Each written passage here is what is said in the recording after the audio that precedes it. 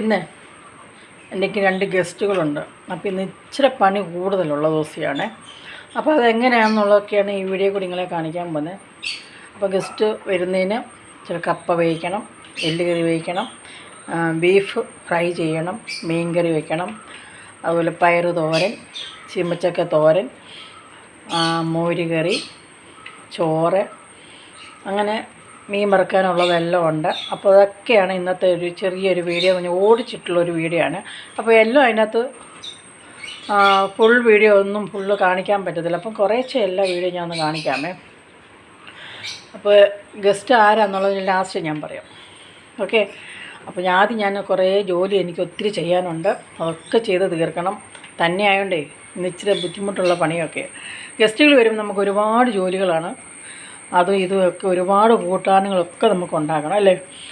ഈ ബീഫും കപ്പയെന്നൊക്കെ പറയുമ്പോൾ എല്ലാവർക്കും ഇഷ്ടമുള്ള കാര്യമല്ലേ. നാട്ടിൽ വരുമ്പോൾ എല്ലാവർക്കും ഇഷ്ടമാണ് കപ്പയും ബീഫ് കറിയും എല്ല് കറിയൊക്കെ.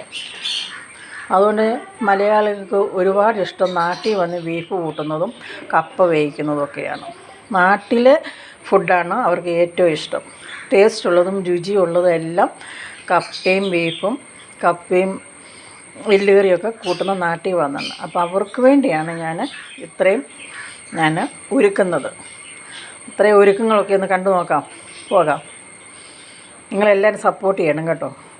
പ്രത്യേകിച്ച് ചാനൽ സബ്സ്ക്രൈബ് ചെയ്യാനും മറക്കരുത്. ലൈക്ക് ചെയ്യാനും കമൻറ്റ് ചെയ്യാനും വീഡിയോക്ക് സപ്പോർട്ട് ചെയ്യാൻ ആരും മറക്കല്ലേ.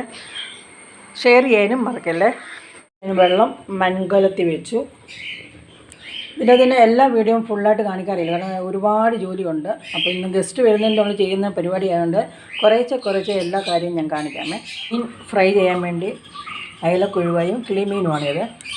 ഇത് ഞാൻ മോര് കാച്ചാൻ പോവാം. മോരിനുള്ള സാധനമാണ് ഇതെല്ലാം. ബീഫ് ഞാൻ അടുപ്പ് വെച്ചു.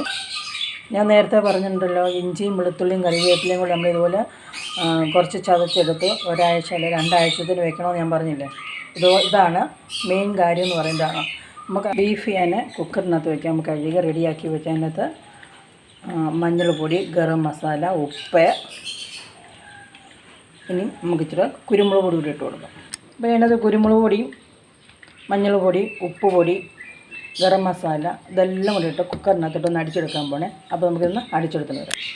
ഇറച്ചി ഞാൻ അടുപ്പ് വെച്ച് കഴിഞ്ഞാൽ ഇനി നമുക്ക് അടുപ്പ് എല്ല് വയ്ക്കണം. ഇന്ന് ഗസ്റ്റുണ്ട്.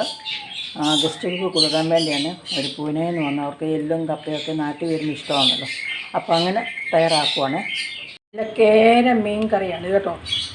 അപ്പം എല്ലാ ഐറ്റവും ഇന്നുണ്ട്. ഫുഡുകളെല്ലാം റെഡി ആയിട്ടുണ്ട് കേട്ടോ. കറക്റ്റ് സമയത്ത് തന്നെ എല്ലാ ഫുഡും റെഡിയായി. ചോറ് റെഡിയായി, എല്ല് കറി റെഡിയായി. നോക്കിക്കേ, കപ്പ റെഡിയായി, എല്ലും കപ്പയും. കരളും റെഡിയായി. കരളിൻ്റെ കരളേ. അങ്ങനെ നമ്മുടെ ബീഫും റെഡി ആയിട്ടുണ്ട്. കറപ്പിച്ച് വറുത്ത് റെഡിയാക്കി വെച്ചേക്കും കേട്ടോ. ഇങ്ങനെ വേണം ബീഫ് ഫ്രൈ ചെയ്തെടുക്കാൻ. നമ്മുടെ പയറും മെഴുക്കുവരട്ടി, സാലഡ് ഞാൻ അരിഞ്ഞിട്ടേക്കുവാണ്. കുക്കുംബറും തക്കാളിയും സവാള. ഇത് നമ്മൾ ഇപ്പം തൈരും ഉപ്പും ഒഴിച്ച് വെച്ചാൽ ഉണ്ടല്ലോ പുളിച്ച് പോകും. അതുകൊണ്ട് എടുക്കുന്ന സമയത്ത് നമ്മൾ ഇത് റെഡിയാക്കി എടുത്താൽ മതി. ഇനി നമുക്ക് മീൻ മറക്കാനുണ്ട്. മീൻ മറക്കണം. മീൻ മറുത്ത് കഴിയുമ്പോൾ അതിനകത്ത് ഉപ്പ് നീര് ഒഴിക്കാൻ സവാള കനം കുറച്ചരിഞ്ഞ് റെഡിയാക്കി വെച്ചേക്കുന്നതാണ്. ഈ മീൻ മറക്കുമ്പോൾ അതിൻ്റെ കൂടെ ഈ സവാള വറുത്തതൂടെ അതിൻ്റെ കൂടെ ഇട്ട് കഴിക്കാമെങ്കിൽ നല്ല ടേസ്റ്റാണ്. അങ്ങനെ നമ്മൾ ചീമച്ചക്ക തോരനും റെഡി ആയിട്ടുണ്ട്. അപ്പോൾ ഐറ്റങ്ങളെല്ലാം റെഡി ആയിട്ടുണ്ട്. ഇനി നമുക്ക് ചൂടോട് മീൻ മറക്കണം. അവർ വന്നിട്ടേ നമ്മൾ മീൻ മറക്കത്തുള്ളൂ കേട്ടോ. അപ്പം എല്ലാം റെഡി ആയിട്ടുണ്ട്. അപ്പോൾ ഇനി അവർ വന്നു കഴിഞ്ഞുള്ള വീഡിയോയിൽ കാണിക്കാമേ.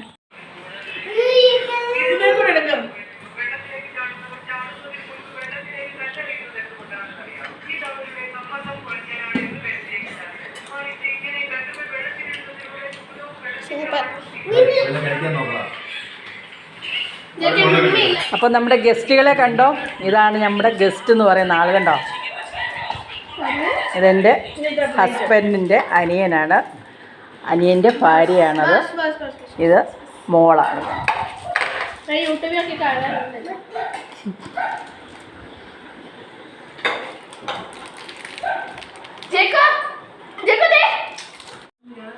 ഞാൻ